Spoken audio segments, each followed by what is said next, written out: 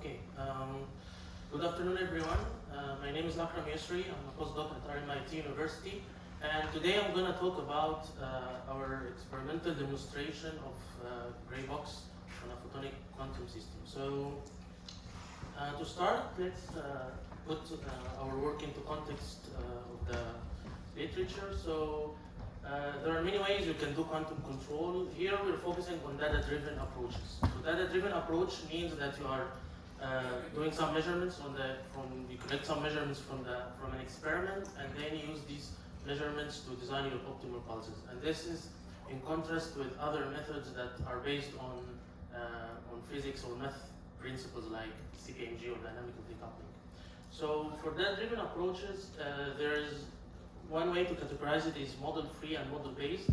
So model-free means that you don't have to have an equation or a mathematical description that relates inputs to outputs.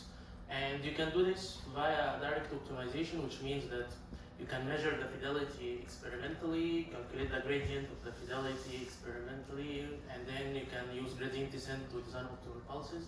Or alternatively, you can use reinforcement learning, so AI. You just put an agent, a robot that tries to navigate your space and find the optimal pulses. On the other hand, you can have model-based approach. So here the control is based on two stages. So the first stage is you form a model, which is a description between the inputs and the outputs, and it can also include descriptions of the dynamics. And then after you have the model, you can use it to design the optimal pulses. So the control is optimized over these two stages. And these models can be either a white box, a gray box, or a black box, which I'm going to explain in the next slide. So what's a white box? Where the white box is just like a standard physical model. So this is like curve fitting. You have your measurements, you fit an equation, find unknown parameters, and this gives you the maximum amount of physics information. The problem with this approach is that if you are not sure about some of the assumptions related to your equations, like for example, if you have noise, do you know the distribution of the noise? They use it Markovian and so on. On the other hand, you can have like a black box. So a black box is like a neural network, which is just a fancy name for a nonlinear function. So this doesn't give you any internal physics. It just maps inputs to outputs, and it can be useful in situations where you don't care about the internal dynamics. You don't want to extract any physics. You just want to have this approximation of the relation between inputs and outputs. And then you have the gray box, which is a mixture between these two. So parts of the model are formed using the black box, and some parts of the model are using physical laws. So for example, I can put down the laws of quantum mechanics, like quantum evolution or measurement. These things, I don't have to let the machine discover the laws of physics. We know these things. We can put the neural network in things that we are uncertain of, like the noise description, for example. So we had a lot of work done with this approach like 5 years ago with our collaborators, and today I'm focusing on our most recent work, which is the experimental demonstration on a photonic system. So our system is this reconfigurable waveguide array. So this is a photonic chip, and you have on the left here the photons go inside the waveguides, which is marked by the blue line, and they propagate through the chip and come on the other side. And in the middle section, there are electrodes, so you can apply voltages, change the refractive index of the materials inside here, and this will change the propagation. And so you can implement like quantum gates with this device. And the first part, we call it the fan-in, and this last section, we call it the fan-out. And so what we did is we have this device in our lab, and we essentially did the basic steps. So we created a data set, which means that you apply a set of random voltages, measure the output power distribution, and then repeat again, construct a data set. And then you train a Graybox model. So we constructed a model, we did training. So training means I want to minimize the error between the predictions of the model and the actual measurements I get from the experiment. And then we test the model. So testing means that I want to make sure that my model can predict new data that was not in my training set. And after I train the Graybox, I can then put it in an optimization loop, so it kind of replaces the experiment, and I can design the optimal pulses. And we did this, and then we got the optimal pulses, went back to the experiment, and measured the fidelity. And so we got high fidelity, so this is a distribution of the fidelities that we got, comparing the three approaches, Graybox, Whitebox, and the black box.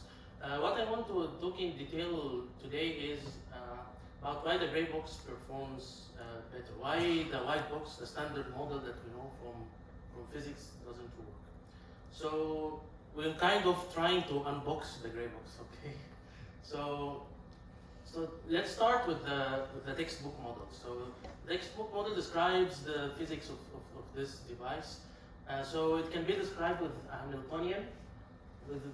This Hamiltonian will have a tridiagonal form. So you have a main diagonal and two off diagonals.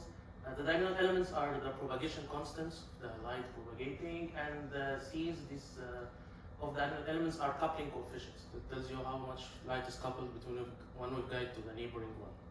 And all these numbers are real, and the relation between the different parameters and the voltage is a linear relation. It comes from the Pockels effect, which is known in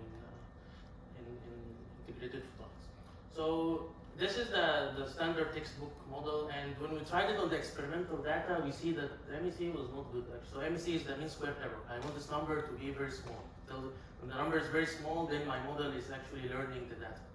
So this is the standard model, and it was not fitting as we expected. So we started to relax the assumptions a little bit.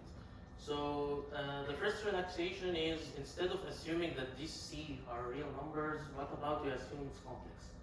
Okay, so it's still allowed by quantum mechanics as long as the Hamiltonian is reversible, so it doesn't violate any rules of quantum mechanics. So there wasn't much improvement. So maybe in the beginning with the iterations, but towards the end it's almost the same level. So this didn't improve much. Then we said, okay, let's relax more. So the next thing is to add the off-diagonal elements. So it's not tri-diagonal anymore. And we see that now there is much improvement in the MSE. Then the next step is, okay, let's relax the assumptions on the linearity. So now we say, okay, what if these coefficients depend non-linearly on the voltage? And to model this non-linearity, we put a neural network. So we are starting to move from a completely white box into a gray box. And we see there is huge improvement in both in the training and the testing. And then we have like the actual Graybox. So the difference between these two is here we still include the fan in and fan out. Remember these two sections in the chip where light goes into and goes outside. When we have a Graybox, then it's just we just learn an overall unitary, and we see that it also converges to the same point. And then the last thing is the full black box, so there is no physics. I just put a neural network that maps voltages to power distribution. And so it also saturates. So this level of saturation is related to the noise in the experimental data, and this is like a floor. So you see there is a huge gap between just the textbook model, the white box model, and other models that are blacker. Okay. So the next thing is we want to interpret like why is this models fitting better than the model we know from textbook physics. So after some analysis and thinking, we discovered the following: like this can happen if your Hamiltonian in the reconfigurable section, the middle section, actually depends on the position. Okay. So in this case, Z is the propagation direction, and so the Hamiltonian is not constant. The assumption that we always work with in this kind of chips that this part is uniform, so it's the same Hamiltonian at every point. But actually, it's not. So the Hamiltonian changes, and so when you calculate the unitary is a time-ordered evolution. It's not simply the matrix exponential. And so what the neural network or the Graybox in general is trying to do is to feed this time-ordered evolution into a simple matrix exponential. And so if you invert the equation, this is the Hamiltonian we're trying to learn. It's the matrix log of a time-ordered evolution of something. And so this is exactly, if you do this, then there is no expectation that the resulting Hamiltonian would be tridiagonal and real. Okay? And so what we are actually learning is some kind of an effective Hamiltonian. Okay? Because the actual Hamiltonian should depend on the position inside the chip, and we have no way to measure the photon propagation inside the chip. We can only measure the propagation at the output. And so the Graybox is trying to learn this effective Hamiltonian. And so this actually explains why these models fit better. And then when we think, okay, why this section has this behavior, well, it can be fabrication errors. Like there is no guarantee that when you put these electrodes that they're exactly aligned perfectly from the beginning to the end. Maybe it's tilting a little bit. Also the material properties. There is no guarantee that after fabrication you will have the whole section homogeneous. Maybe the refractive index changes a little bit over the path. So thinking about it, it's not unreasonable to reach this conclusion that the Hamiltonian actually changes. So to summarize, we do model-based quantum control. So we start with identification. You can have a white box. This is the textbook model. You can have a black box, just a neural network, no physics inside, or can you have a gray box? And the gray box, you can control its design. You can make it whiter or blacker according to your problem. And by varying this structure, you can actually understand more about the physics of your system. And then once you have this model, you can put it in an optimization loop, replacing the experiment, and you can design control pulses. The challenges we usually encounter in this research is data sets.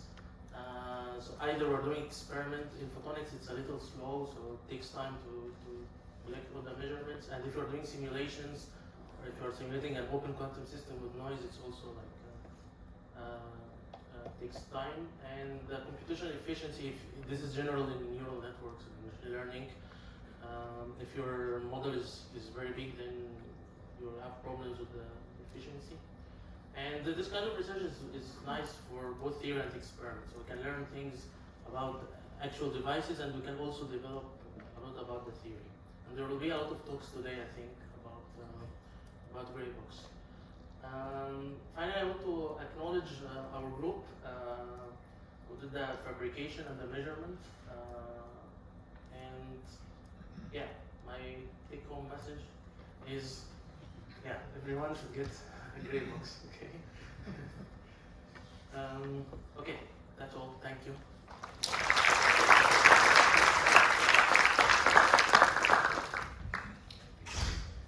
Do we have questions?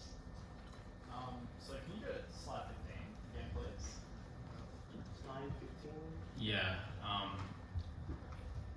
Yeah. Yeah. So you said you're trying to find basically the effective Hamiltonian is H subscript GB, but what if like L changes? Won't there be more of a change rather than just? It just kind of seems like this Hamiltonian won't be valid for all different L's. Yeah, so the L here is the length of the chip, so we're assuming it's constant. Like you measure Right. how many inches, what inches, like micrometers or whatever units, right? So it's actually fixed. It's this propagation. Right. And so we are assuming here that this L is constant. Yeah. Okay.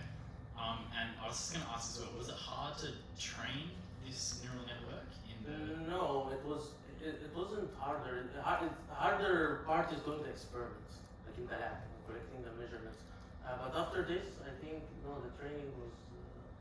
It's pretty not standard. that Pretty. Training the white box was difficult. So chronologically, we started with the gray box. This was the starting point of our work, and then to try to fit the white box was the difficult one, because we had to relax the assumptions, and this was the harder one. Right. Okay. Thank you. Okay, in the interest of time, we probably should keep on going. So let's all thank you for coming here. Thank you.